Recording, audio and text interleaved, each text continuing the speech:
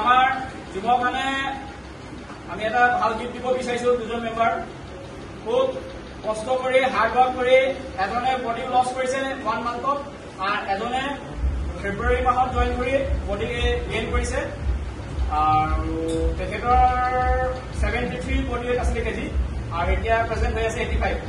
আচ্ছা Abdul please come please give me gift এয়া আমাৰ আব্দুল প্ৰথম তুমি তোমাৰ নিজৰ পৰিচয়টো দিয়া মোৰ নাম আব্দুল ৰূপ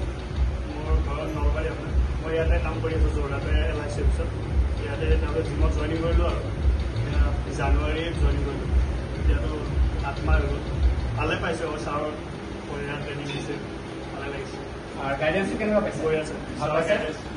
তুমি যেতিয়া প্ৰথম জিম সোমাইছিলা আমাৰ ইয়াত তোমাৰ বডি ৱেইট কিমান আছিল 73 আৰু এতিয়া প্ৰেজেণ্ট কিমান আছে 85 তোমাৰ নিয়াৰ এবাউট 12 কেজি তুমি ৱেইট গেইন কৰিছা বহুত ভাল আৰু খুবেই ভাল লাগিছে আৰু তুমি যে ইমান এটা হাৰ্ড ৱৰ্ক কৰি এটা ক্ষীণ ল'ৰাৰ পৰা যে ইমানখিনি ডেভেলপ কৰিছা আৰু প্ৰথম হোৱাতে এতিয়া বডিটো এনেকৈ বেণ্ড আছিলে এতিয়া মানুহটো পুৰা ফিট এণ্ড ফাইন হৈ গৈছে বডিটো ভাল হৈ গৈছে তাৰ কাৰণে মোৰ ফালৰ পৰা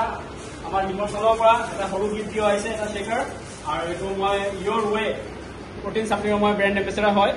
আৰু ইয়াৰ এটা সৰু গিফ্ট দিয়া হৈছে আমাৰ আব্দুল আৰু আশা কৰিছোঁ তুমি আৰু ভালকৈ বডিটো গ্ৰ'থ কৰিবা আৰু ভাল কৰিবা আৰু কিবা ক'বলৈ আছে আৰু আমাৰ জিম মেম্বাৰ কেনে পাইছে ইয়াত বেষ্ট আৰু ইয়াততো কোনো স্লেং লেংগুৱেজ কোনো ইউজ নকৰে চবে চবক হেল্প কৰে আৰু এজ আ ফেমিলি এটা নতুন ল'ৰা জিমত যেতিয়া প্ৰথম জইন কৰে কিছুমান পুৰণা জিমততো নতুন ল'ৰাটোক পাত্তাই নিদিয়ে বহুত কিবা কিবি কয় আমাৰ ইয়াতো তুমি সেইবোৰ পোৱা নাই অ'কে